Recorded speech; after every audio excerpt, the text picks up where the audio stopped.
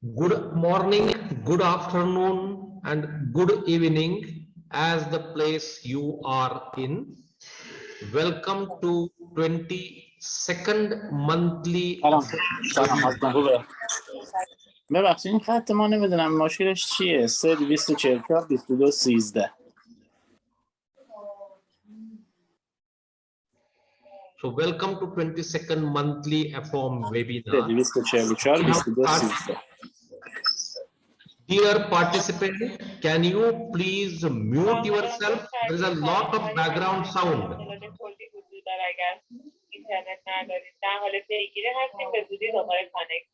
کی خانم این چیز میشه کانکت میشه چون من جلسه ای دارم باید حتما وصل بشم.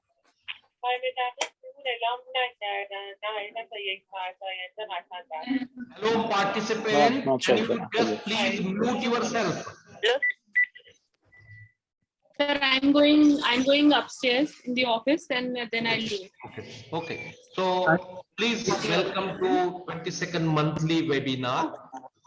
AFOMP has started the monthly webinar since June 2020. Because of the COVID, we could not meet in person and could not carry on the activities, but the education cannot stop. And therefore, we started virtual meeting and continuously every month we are organizing this. And this is the 22nd monthly webinar. In addition to AFOMP school webinar, which have started in June 2021, every month we are doing. And this month also on 26th March we'll have the AFOMP school webinar. The information is already on the AFOMP website. The topic of today's AFOMP webinar is regional clinical training for medical physics in a changing world. And to give this webinar, we have Donald Mclean, who has worked and hugely contributed to this field through IAEA and many other agencies. Also, we have Perkins, who will be talking about how we can collaborate in clinical training at the regional, at the national level in this changing, demanding world. So, to moderate this session, we have Dr. Jeyasugiththan, and he is a PhD from Cape Town, MSc from Peradeniya, BSc from Jaffna, and he is currently a senior lecturer at Department of Nuclear Sciences of University of Colombo and associated of International Center for Theoretical Physics ICTP since 2019. He has a huge contribution in the AFOMP, and I have personally collaboration with the university, and we have students guiding them for PhD and MPhil. So without wasting more time, he's a well-known figure into the medical physics and contributing hugely. I hand over the floor to Dr. Jeyasugiththan to carry further the proceedings of the webinar. Dr. Jeyasugiththan, the floor is yours. Thank you very much for the all the participants. Dear participant, today you will be hearing a presentation from two eminent speakers on clinical training for medical physics, challenging world.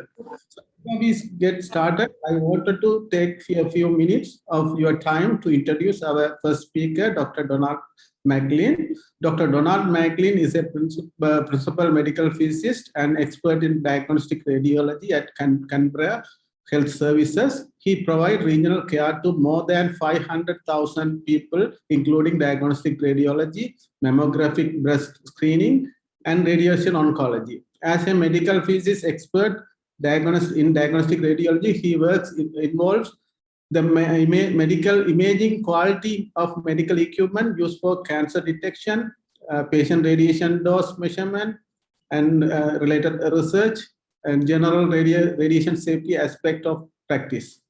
He spent more time training and educating medical and radiographic and nursing staffs as well as medical physics registrar. As an IAE expert, Donald Mclean has been involved in the clinical training of medical physicists since 2006.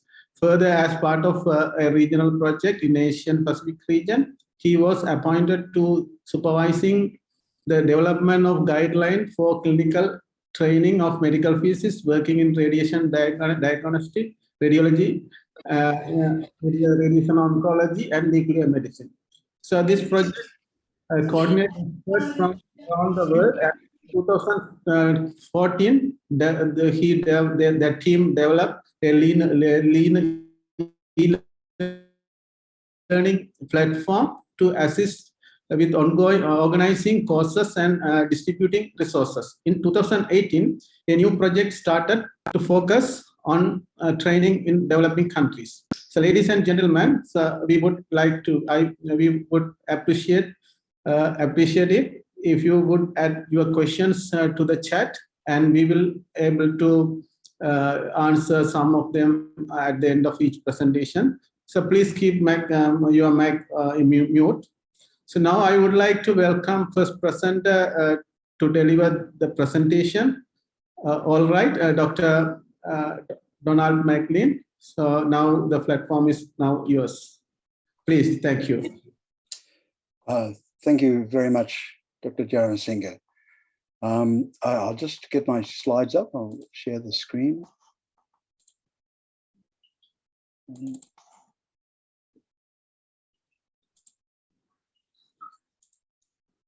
Okay, I'm hoping that now you can see this for the first slide. This is, I can. Thank you so much. First of all, I'd like to thank you and to thank the organizers of this webinar. And I think it's a great credit that so many webinars have been in this time of COVID, that you can facilitate this communication. And particularly, I want to thank you for the opportunity to review the work on clinical education that's taken place almost for 20 years now. From 2003, I think it started in the IEA.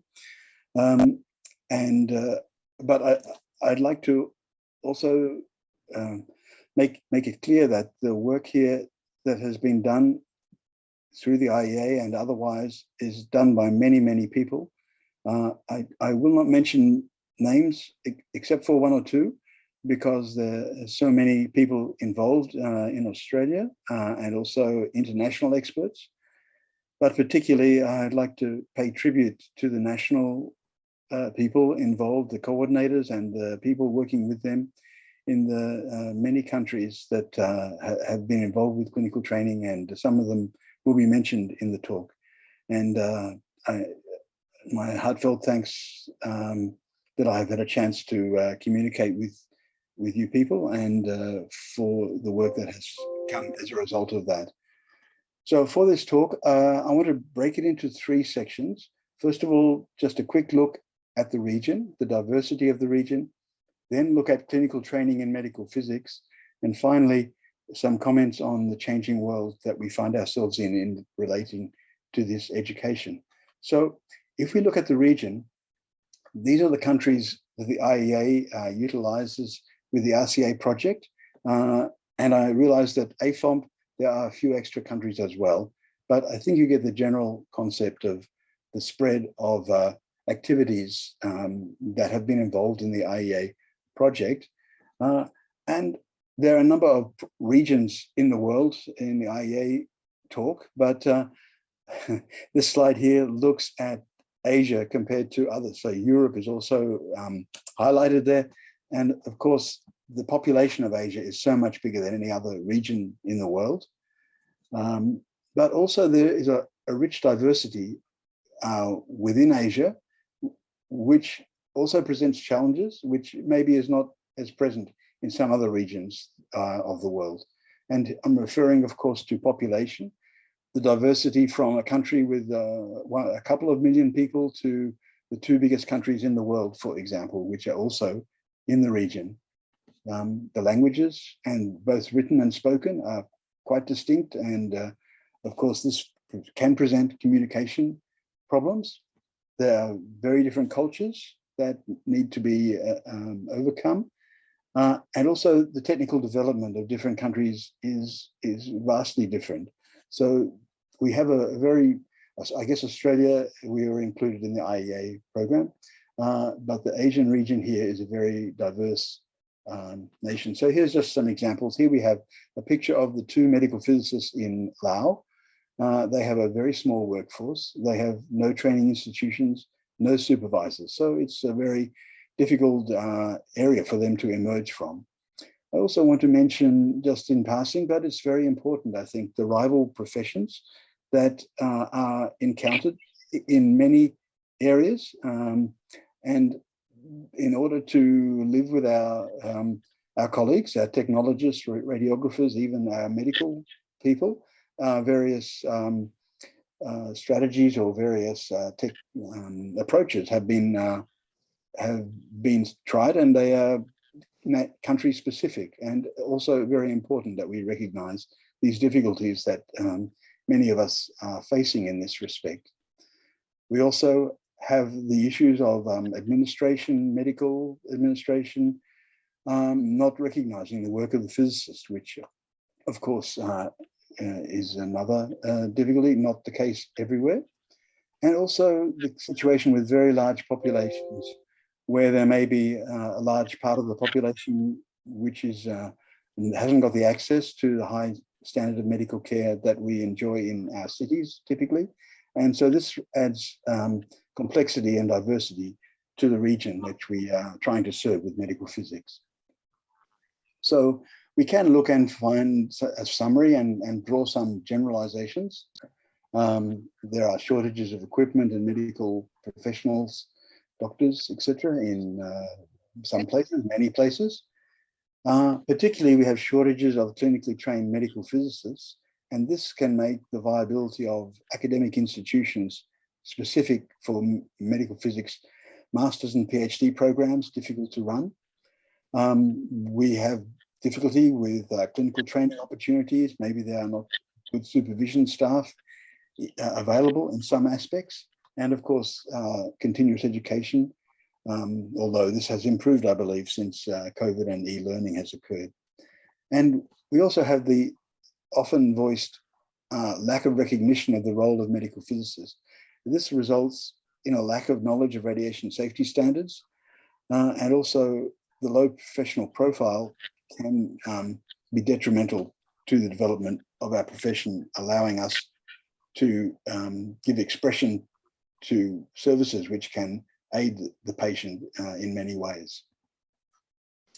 Okay, so I'd like to talk now about the medical physics training, and just a little bit of history. The program in the IEA started out with a national project in Indonesia, in Kalimantan, to put a treatment center there. And one of the experts involved, external experts, was John Drew from Australia, who's been retired now for a number of years. But he is a person who always asks questions. And there's one question he asked: is there a better way to promote medical physics in an emerging country? And he suggested that the education should be clinically based and nationally based. So these are two key themes that will come through the talk in the next short period. And the IEA listened to him, and a regional project was started, which is really the genesis of the clinical training through the IEA, at least.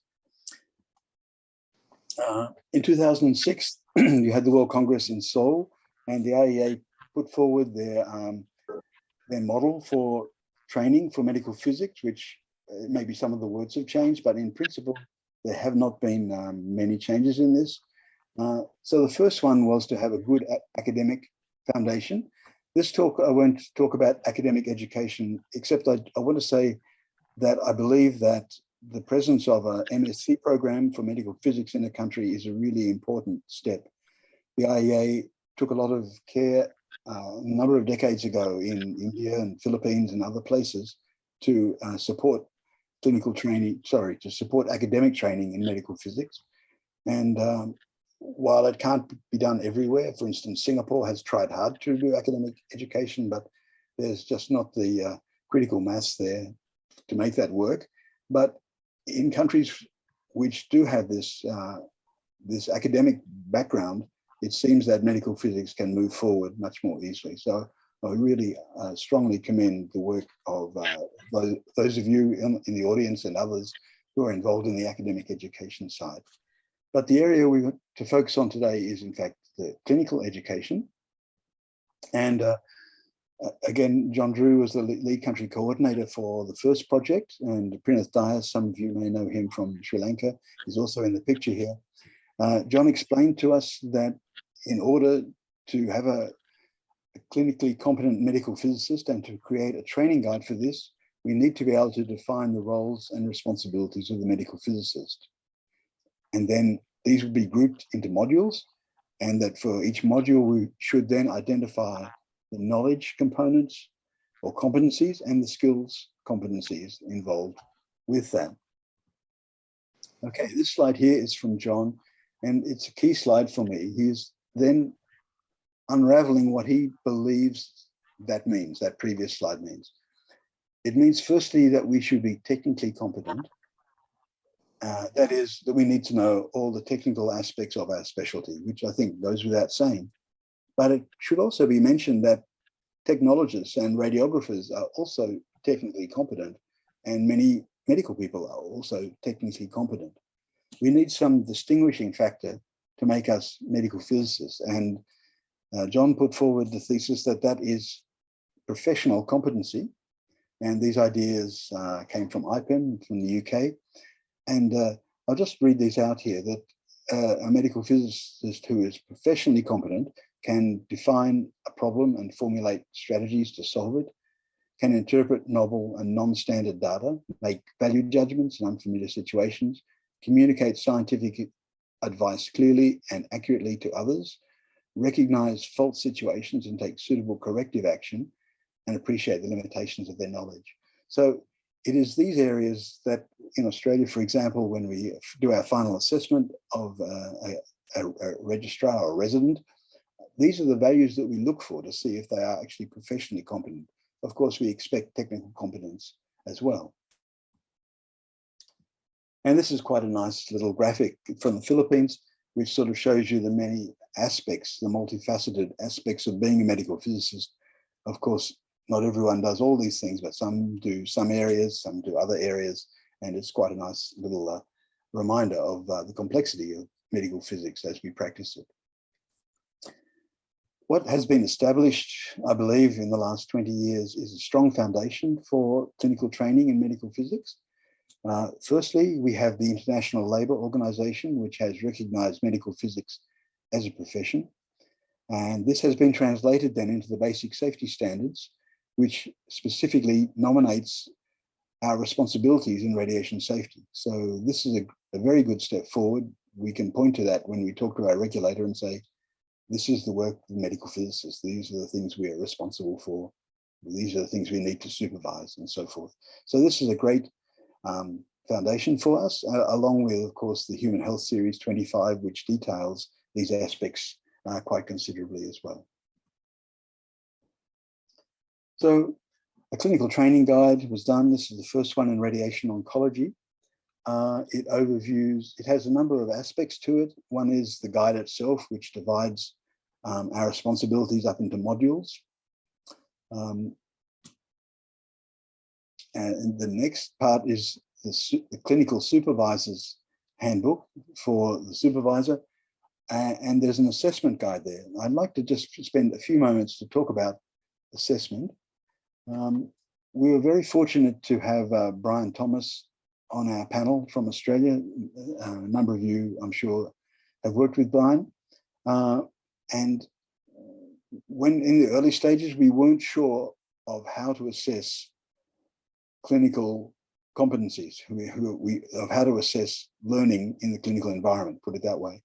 And Brian elucidated for us the competency-based assessment for a module, which allows you to take appreciation of the gradual increase in competence of a resident as they go through a particular module of instruction.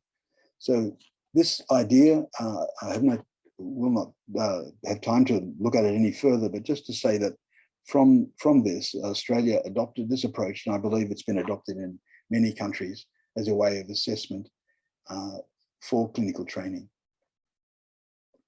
So if we go back to the guide, there is one other area which I think is really important to get a handle on. This is what we call the implementation manual for clinical training. And so here we have a diagram of that. Many people think that, you know, the diagrams are difficult, like this, are difficult to understand. But this one, I think, has proved the test of time.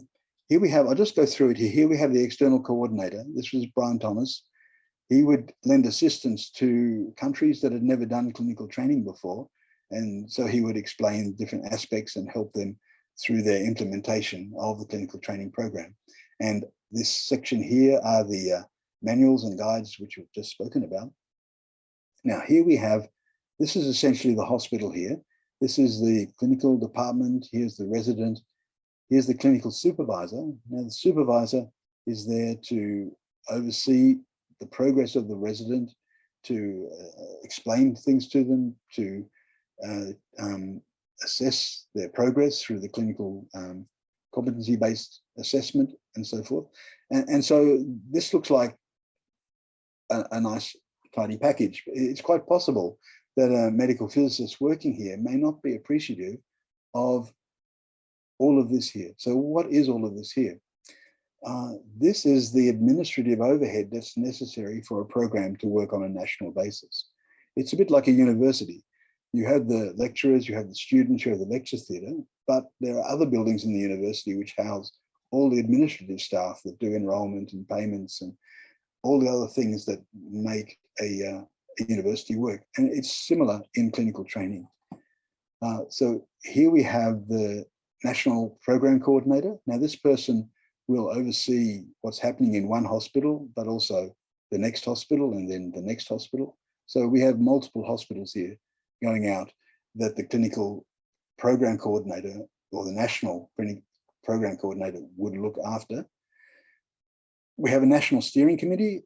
This is mainly for policy and looking at the policy aspects of the running of the program. And then we have the national responsible authority. Probably this is best in the hands of this is probably best in the hands of the professional body, although it does not have to be. It could be the regulator or some other recognized responsible authority which is responsible for issuing certification certificates when a candidate graduates from the program. When we move to the e-learning platform, which I'll speak about briefly, and we'll be speaking much more about this, I believe, the same model was used. We just simply were able to slot the e-platform into this program. So a number of the programs in the IEA, initially they were all paper-based, and many of them have moved over to the e-platform, but it's not essential to do that, although I think recommended, and we'll look at that as in the next section. Okay, so that's looking at a national program. We discovered early on that it is possible for individuals to use the clinical training guide. This is an example actually from Lebanon, and this is a small town here, Rayak, which had a new hospital and a new accelerator, and a new graduate from the university in Beirut went there, and with the help of the guide and the supervisor who went there every week and communicated electronically, was able to commission the accelerator and go through the entire program successfully, I'm told. So there is also the potential for personal training using the clinical training guides, although that's not really the purpose for which it was put together for. So just to mention that these guides are available in the three main specialities of medical physics, and programs have been run since 2007, I believe, in Thailand, Philippines, Malaysia, Bangladesh, Indonesia, and Singapore. Okay, let's just have a look at the changing world scenario. I was looking back through the records at the IEA, and I noticed a report from Dr. Goodenough from the US. 1991, he'd been an external expert at a particular Asian country looking at the education program. And what did he say? He said, the present complement of 30 medical physicists is to be augmented by the stated goal of 5 medical physicists per year. This would appear to be an order of magnitude too low. Baba. Ouch.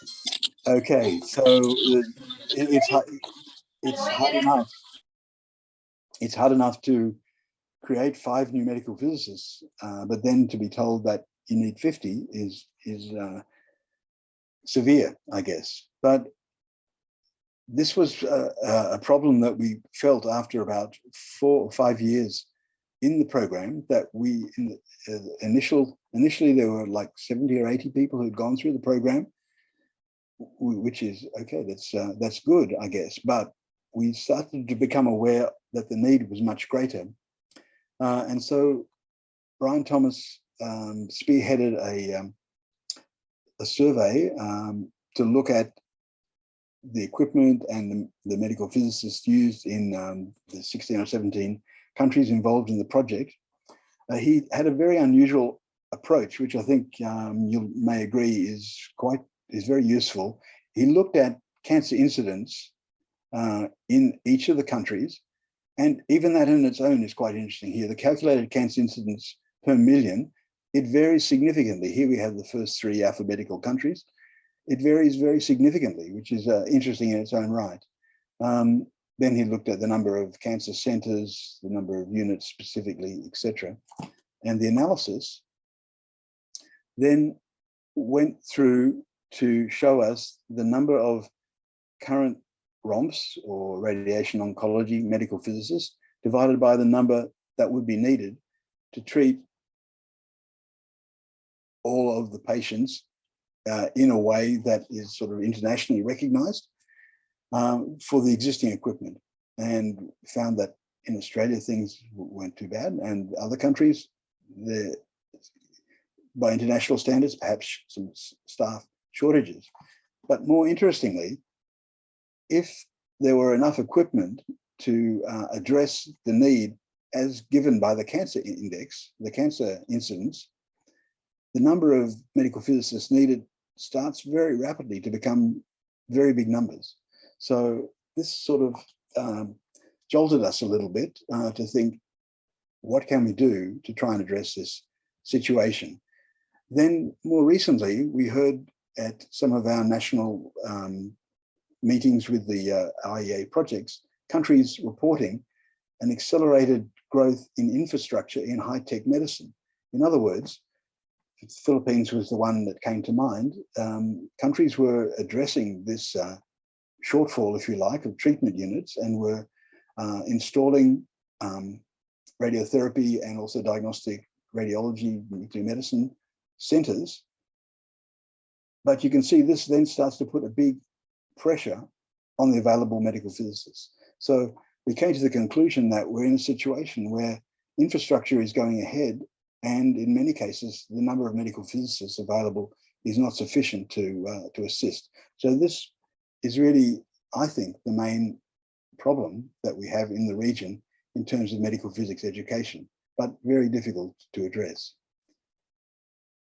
So at the time, Brendan Healy was the technical officer at the time. We thought of looking at the e-learning program, particularly Australia had to introduce one, which was successful there. And the question was, would this be the answer to that problem? And I would say it's not the answer, but it's certainly part of the solution. I think when you look back at any technologies, I'm looking at computed radiography, for instance, was put together, sort of invented in Japan in 1983, but it really wasn't in clinical use until 15 or 20 years later in a really uniform way. So it takes time for technologies to be bedded down and become useful. But even with the short period that we have been using AMPL, it's very clear that it has a strong impact on especially administrative side of the organisation of clinical training, of course, also resources and communication. And I think that that the COVID period also demonstrated to some of the countries which have decided to stay with the paper-based systems that perhaps the use of the AMPL-based system had a number of advantages in that situation. So I just wanted to talk about some specific solutions from the region. I've included 2 from the IEA and 2 others. I'd like to mention India. It has possibly the largest medical physics clinical training program in the world, I suspect. It's been with India for, I'm not sure, a decade or a bit more than a decade, perhaps. It is a 1-year program, whereas the IEA ones are 2-year programs, and Australia, we struggle to get people through in 3 years. But it is, I think, a dramatic statement in the region as to how clinical training can be achieved. I also just want to mention Korea, which has been a pioneer in medical physics accreditation and certification programs, as well as clinical training.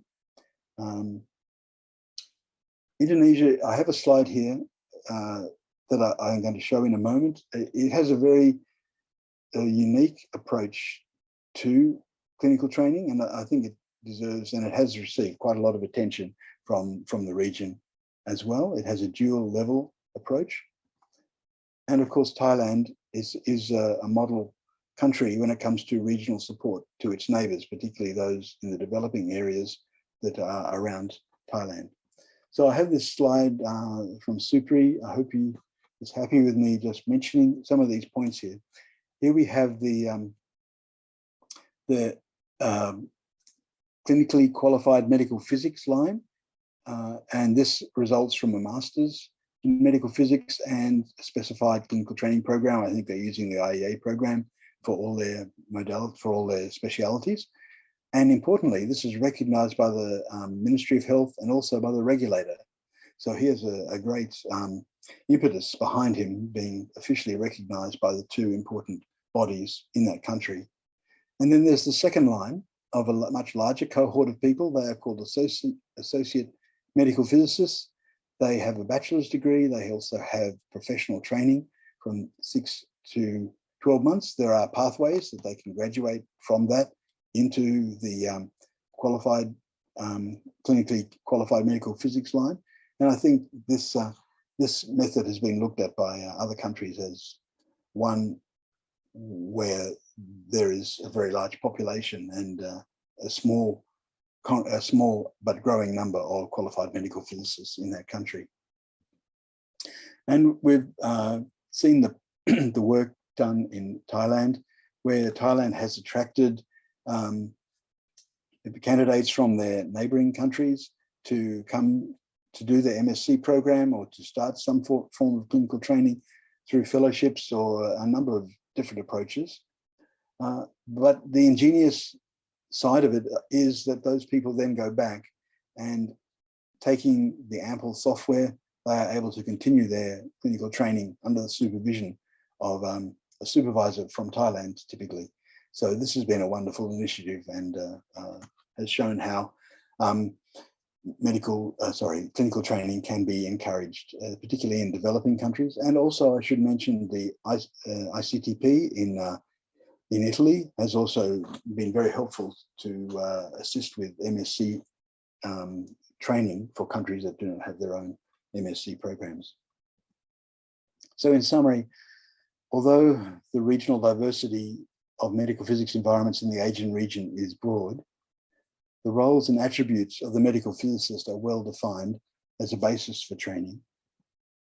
And clinical training should be aimed at upskilling both the individual and, more importantly, the medical physics community to enable effective service in improved healthcare. This is challenged by the accelerated need for medical physics services and the current modest gains in medical physics training. However, some models, I believe, can be helpful in looking at this.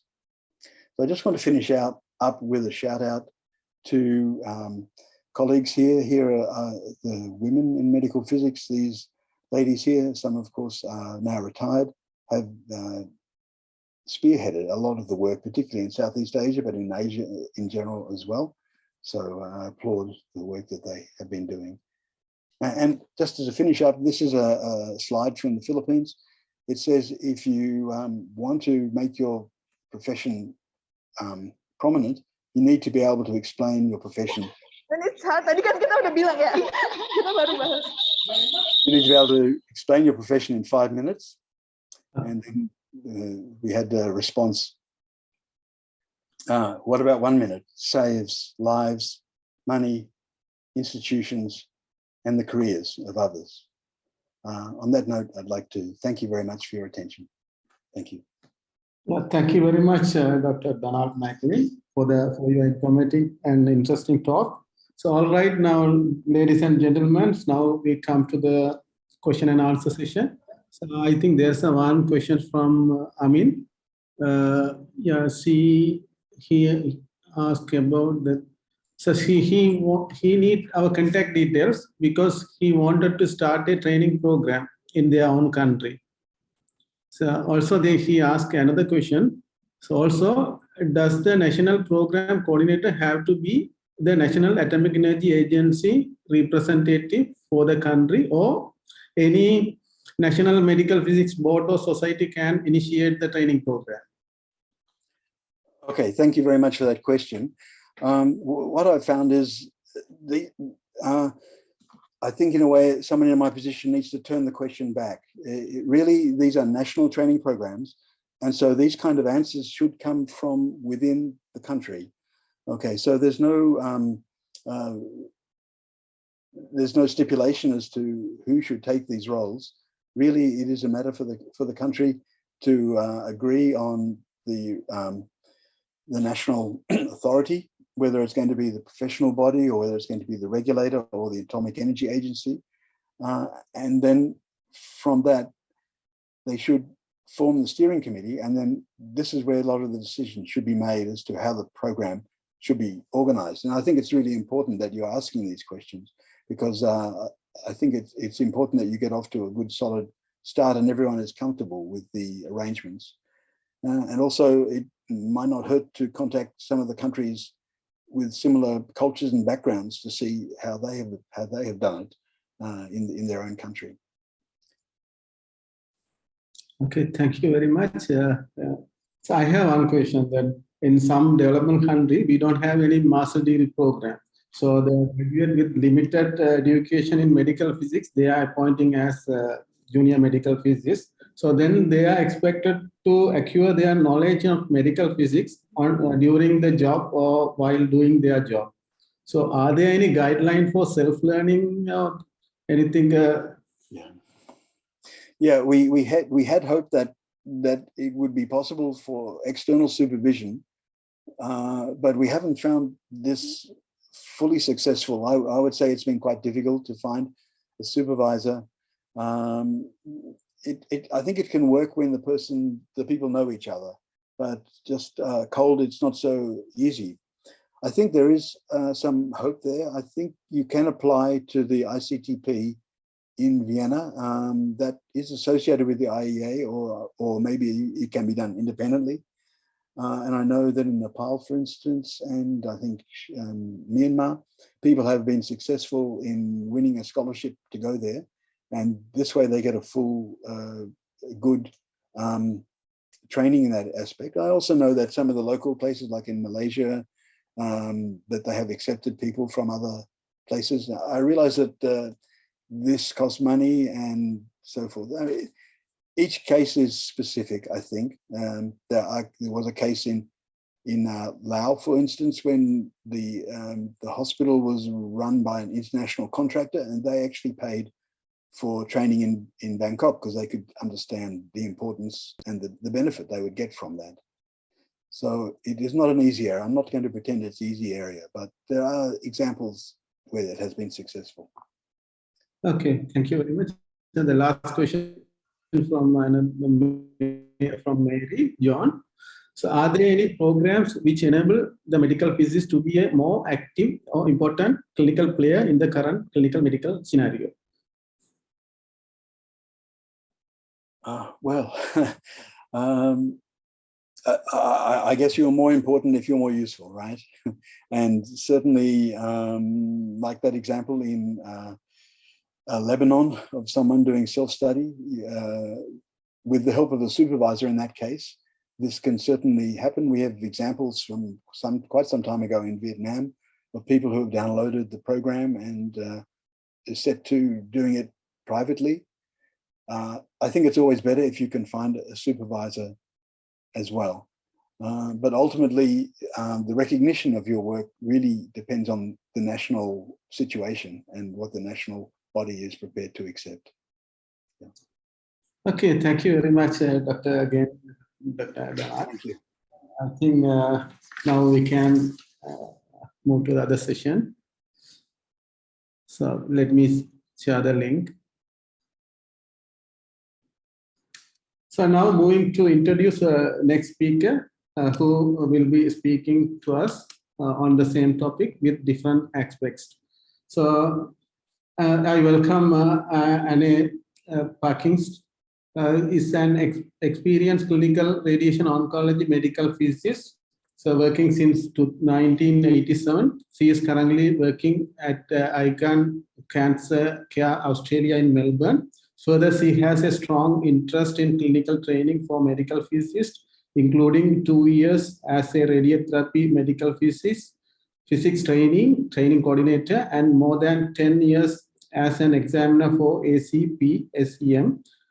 She invite as expert for IAEA mission to support clinical medical physics training in Asia since 2014, and is currently the administrator for Ample Learning Management System. So welcome, and the platform is yours now. Thank you. Thank you very much for that introduction. I'll just share my screen.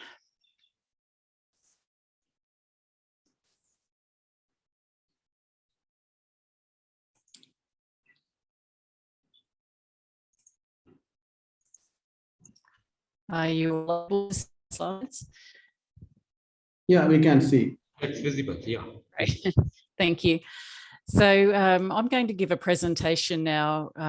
After Donald's excellent introduction, I'm going to talk about something a bit smaller and more specific. So my talk is about AMPLE, which is a learning management system that's been used for clinical medical physics training in Asia.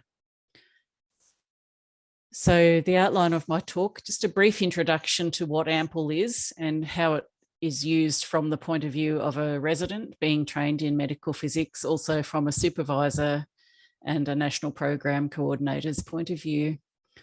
I just will then talk a little bit about what AMPLE can do and also what AMPLE cannot do, and tell you a little bit about the current status of AMPLE and how it's currently being used in the region before we'll have time for some questions. So this is very similar to a slide that Donald showed already, just reminding us of what the requirements are according to the IAEA for a clinically qualified medical physicist. So we have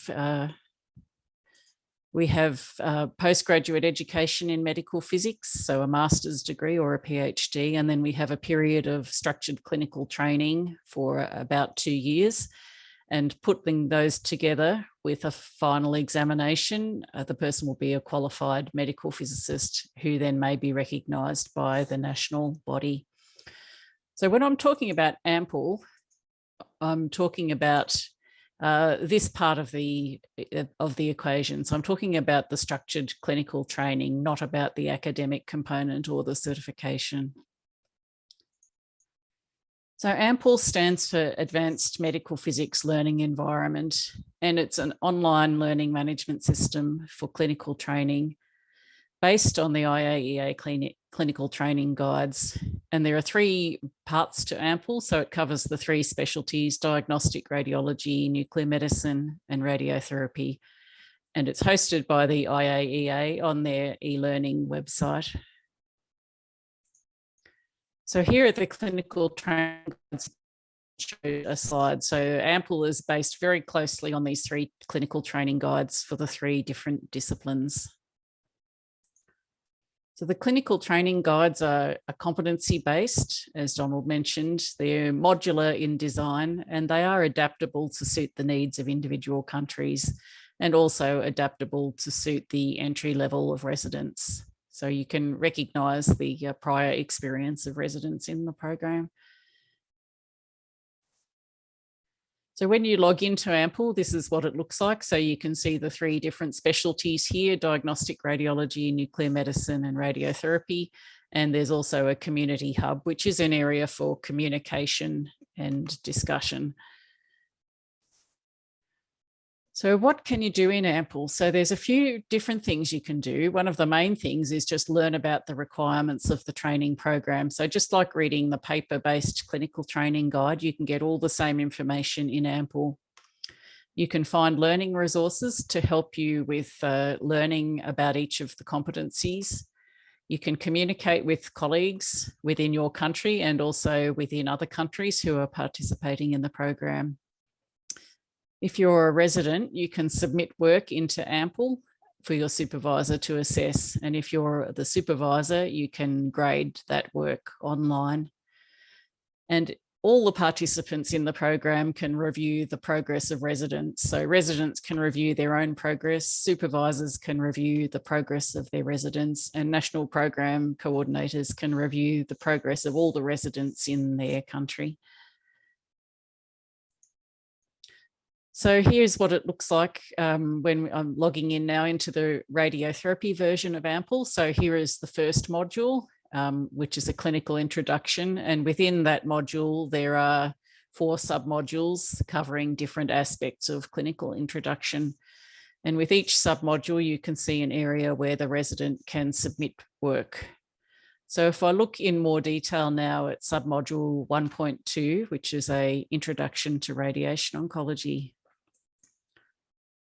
So when I look at that, I can get some quite detailed information. So I can see the objective for this submodule. I can see what is the competency that residents need to gain. In this case, it's a basic understanding of cancer and radiation oncology suitable for medical physicists. And underneath, I can see the recommended items of training. So this is exactly the same as what you would see in the paper guide, but you can find it online. So this is like a book, and we've got a table of contents. So at the moment, I'm on the overview page, the first page of the table of contents. So if I go to the second page, I can look at knowledge sources for this submodule. So in AMPL, there are all different kinds of learning resources linked in the system. So they're all shown here. So we do have some e-learning modules, which are interactive. We have links to textbooks, we have videos and links to YouTube where that's relevant. We have links to websites, instruction manuals, online presentations and webinars, slide sets. There's a few resident activities and also journal articles and codes of practice. So here's an example again from radiotherapy. This is the dosimetry module. So you can see we have a link to the IAEA Human Health Campus website. We have links to some IAEA codes of practice, some IAEA slides, and also some IAEA video tutorials. So all the resources related to this topic are here for a resident to access just by clicking on the hyperlink. So I mentioned that residents can submit work to AMPL. So if a resident is ready for assessment in a particular submodule, they can submit work to AMPL. So there's 2 types of submission. There's a text box where the resident can describe what training they've done and what work they've completed for this submodule. And then underneath that, they can upload files that support the work that they've done. So you could have text and files together, or text without a file, or a file without text, any combination. So this is just the text in large. So these are the notes written by the resident describing the work that they've done. So this resident on one day reviewed the department's radiation safety manual and wrote a short report comparing it with the recommendations in the basic safety standards. And then on another day, they updated a chapter in the local radiation safety manual. So this is evidence of the work they've done that helps them achieve this competency related to radiation safety.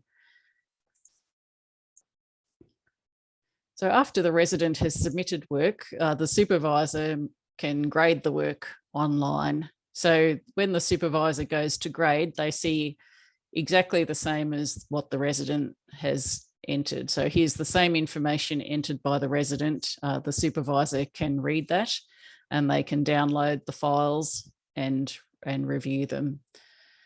So after the supervisor has reviewed the text and the files, they can make a decision about grading the resident.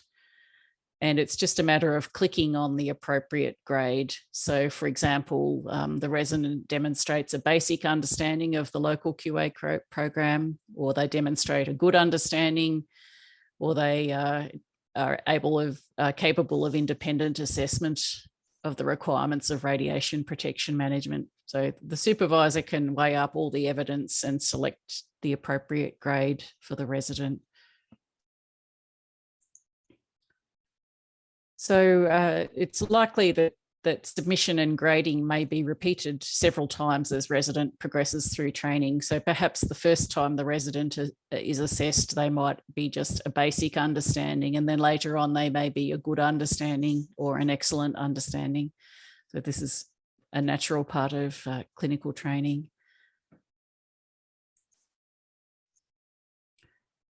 So I mentioned review resident progress in AMPL. So there's many ways to do this. This is just one of the tools that's available. So this is for an individual resident. We can see that they've submitted work in 4 of the submodules in AMPL. They've actually been graded in 66 of them. So they've been graded in some that they didn't assess work, that they didn't actually submit work. We can see also a measure of their overall progress in the program. So this resident is about 50% of the way through the program. So this information can be seen by the resident, by their supervisor, and also the national coordinator for their country. We can also look in more detail. This is again for an individual resident. We can actually look at their grade and their progress in every submodule. So this is just looking at all the submodules where they've submitted work. So we can see, for example, the date that they were submitted, the date that that submodule was graded, and we can see what their current grade is. And we can also see the comments made by the supervisor when they graded that module. So we've got quite a lot of detail here about what is happening for each resident in each submodule. We can also, as a national coordinator, we can monitor what's going on with all the residents in our country. So here is a report that shows all the residents enrolled in a theoretical country, and it shows what their activity level is. So some residents have been active in the system in the last 3 months. So this particular resident, that's me, has done nothing for more than 6 months. And this resident has enrolled but never actually started work in the program.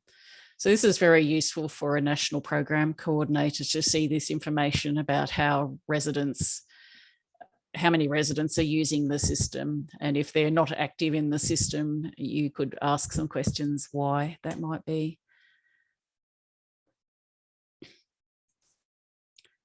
We can also monitor how supervisors are going. So this is a report that shows how long it takes a supervisor to grade the work after a resident has submitted. So down here, a resident has submitted work and it was graded. That number doesn't make sense to me. Here's some work that was submitted that's never been graded for 1,000 days. So this supervisor is not doing a very good job, but some work has been graded in a much shorter time frame. So again, a supervisor can use this tool to monitor their own performance, whether they're grading work promptly or not. And the National Program Coordinator can also see how supervisors are performing.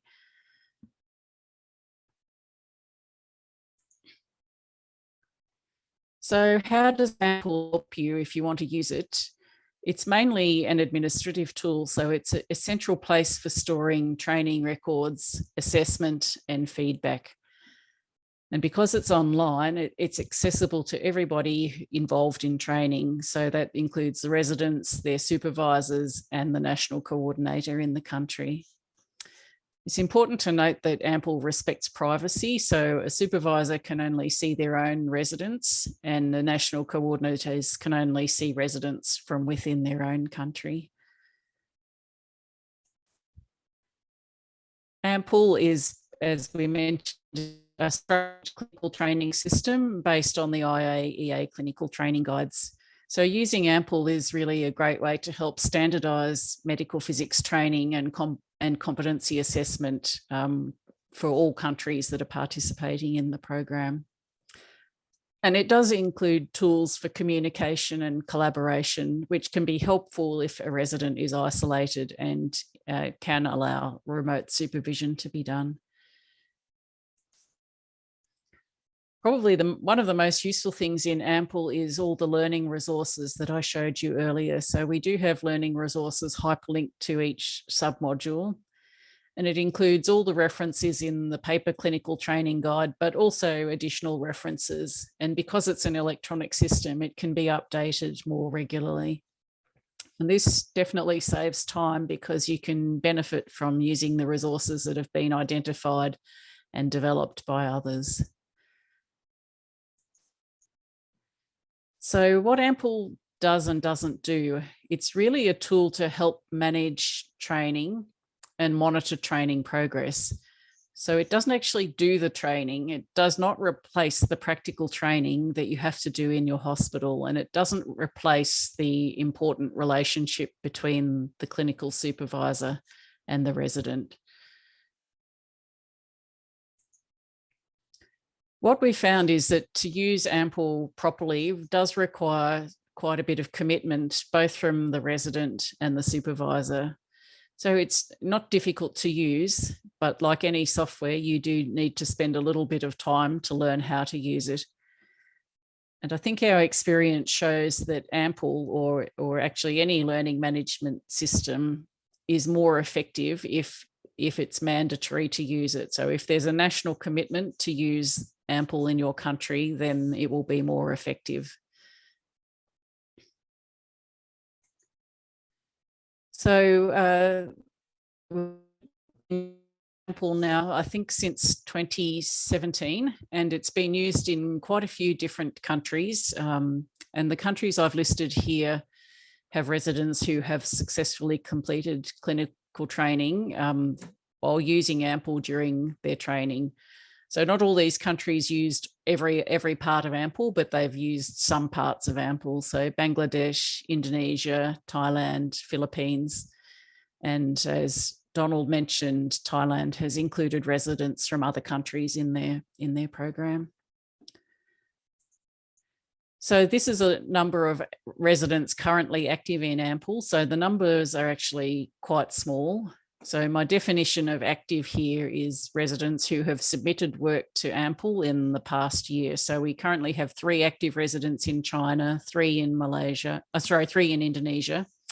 Malaysia is probably our most active, was definitely our most active country at the moment. So we have residents in all 3 specialties in Malaysia, 1 in Pakistan at the moment, 3 in the Philippines and 3 in Thailand. So those numbers are quite small, but when you look in a little bit more detail, there is actually quite a bit of activity on AMPL, even though there's not that many residents submitting work. So there's actually 32 individuals who've logged into AMPL for one reason or another in the past 3 months. So that's from December 2021 to February 2022. So 32 different individuals, and some of them are residents, some of them are supervisors, and some of them are national program coordinators.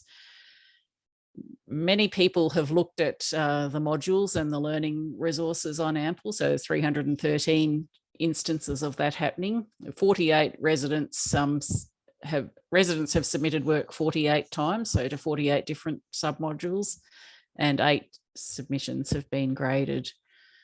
So from this, it seems to me that maybe the main benefit of AMPL is the modules and the learning resources, maybe not so much the submissions, and maybe it's also indicating that residents are using it a little bit more than supervisors. So residents may be more keen to submit work, and supervisors maybe are not so keen to grade the work.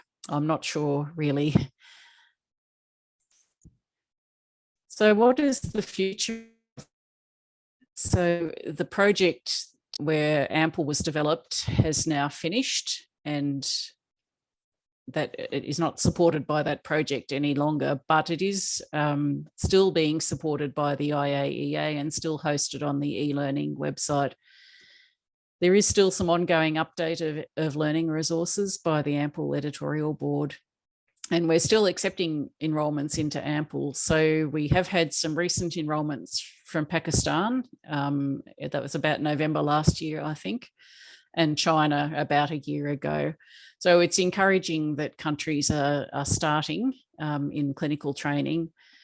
I'm not sure about the level of interest from other countries, so we're really waiting to see what will happen from some of the other countries with established training programs in the region. We do know that AMPL is going to be moved to a different learning platform sometime in the next couple of years, because the IAEA is decommissioning their old learning system.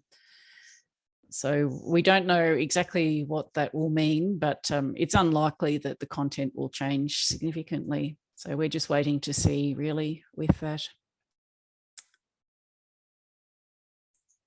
And that's the end of my presentation. Yeah, thank you very much, and for your interesting, excellent presentation. So there are a few questions from the audience. So is there a possibility that an individual directly access the AMPL link? Can any individual access the AMPL?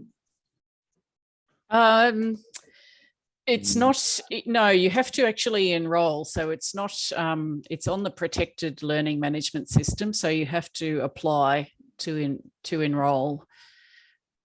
But if anyone is interested, they're welcome to get in touch. Yeah. Yeah, it is free. No, there another question from another participant. AMPL freely accessible. That's, I think, the same answer for that. Yes. Another one from the domain there. Does AMPL assign supervisor, or do we need to find out the supervisor? So most commonly, you would need to find a supervisor from within your hospital, or maybe from a neighbouring hospital. So there's a few cases where we have found a supervisor remotely. So a supervisor maybe from a different country or from Australia, but it's quite challenging to provide remote supervision. So if you can find a local supervisor in your hospital, it's better, I think. So, how to apply the? I think the same question for that. But then I have one question. Suppose I want to become a supervisor. So what are the qualifications you expect for the supervisor? So this is usually probably the same answer that Donald gave. This would be something that you need to decide at your country level, who is suitable to be a clinical supervisor. But it's usually a qualified medical physicist or a very experienced medical physicist from your country. Yeah. So what are the education? Then they should have a master, at least master's degree or PhD or. or We only we don't really have that requirement. No, it depends on who is available in the country and who is available in the hospital. So it would be probably decided at a national level who is suitable to be a supervisor. Some countries you may not have anybody with a master's to be a supervisor. Yeah. Okay. Yeah, okay. Thank you very much. Now, please wait. I transfer this platform to Professor Aaron Chocolate to conclude the event. Thank you very much. Thank you, Dr. Jeyasugiththan, for conducting this AFOMP webinar very nicely. Thanks to Doland Mclean for your inputs, because you have a long experience about the regional cooperation and training of the medical physicists, and many countries in Asia have benefited from your efforts. Mostly I could see Thailand, Indonesia, and many other countries. Also, thanks to Anne Perkins for the ample program she has talked about, and the questions that how they can participate into the ample program and how they can supervise by writing the sending application or request. It can be possible. So I thank Dr. Jeyasugiththan, Anne Perkins, and Donald for sparing your valuable time and providing the inputs to our the participant from the AFOMP region. Some are from the outside of the AFOMP region. As you know very well that every month we are organizing the AFOMP webinar, and the next AFOMP webinar will be on 1st April 2020, and it will be from the president of the ACPSM, Simon Downs, and he will be talking about AFSIG activities for benefit of the AFOMP region. As you know, this is APSIG is an NGO, and it is helping a lot to establish the medical physics availability, and also making operational the radiotherapy facilities, and many Asian countries they have done. So we will see how we can help, and we can become a volunteer to train the medical physicist and put the equipment for the patient treatment. So this will be on 1st April, and Suresh Paudel from the Nepal will be moderating this the AFOMP webinar.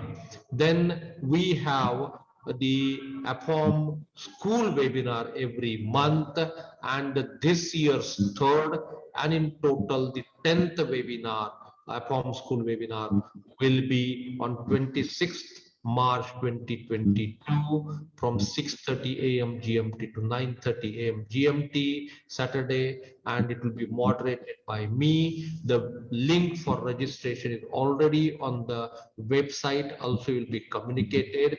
And now thanks to ACPSM for accrediting this AFOMP school webinars. Also, this is a CPD endorsed activity, and every hour 2 points. So almost you can get 5 or 6 CPD points for attending this AFOMP school webinar.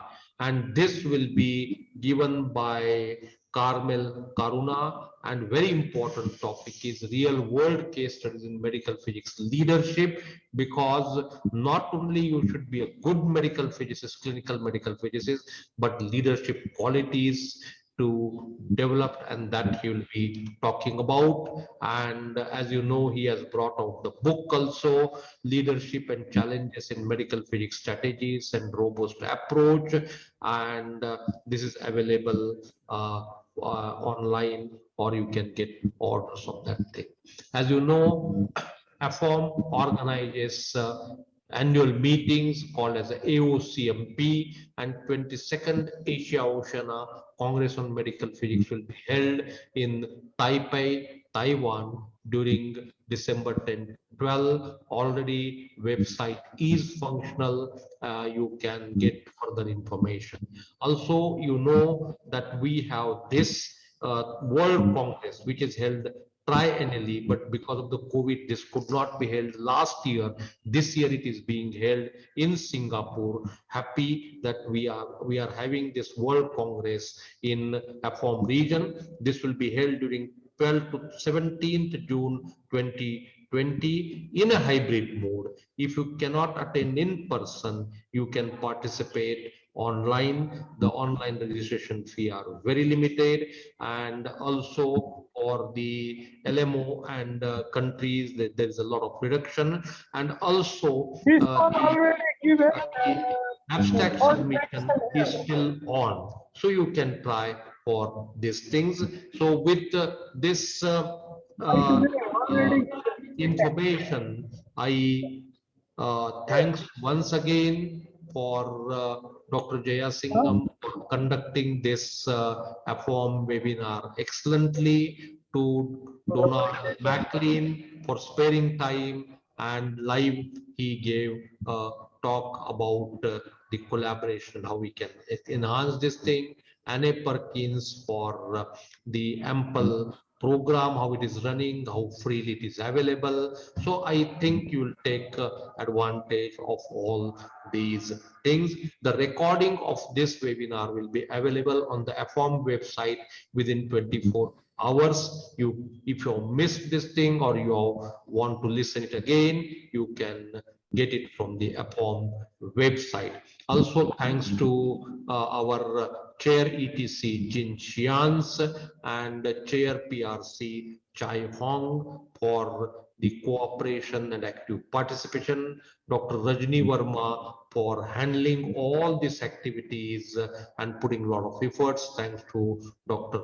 Rajni Verma, and of course to all the participants we have joined. And as I told you that from the Fusion Hall, it is being telecast like the thing in the hall, and almost about 60 participants are there in addition to 40 we have joined it here. So the purpose of the AFOMP is to disseminate the knowledge and the possibilities, and we are trying to this thing. So once again, I thank all the delegates to the AFOMP ExCom, the speakers, Jeyasugiththan, and all our AFOMP ExCom for sparing your valuable time and the efforts. With this thing, we wish you the safe stay and hope the world will come to normal and will be able to meet in person. Thank you very much. Have a safe time. Have a nice time. Thank you. Thank you. Bye bye. Bye bye.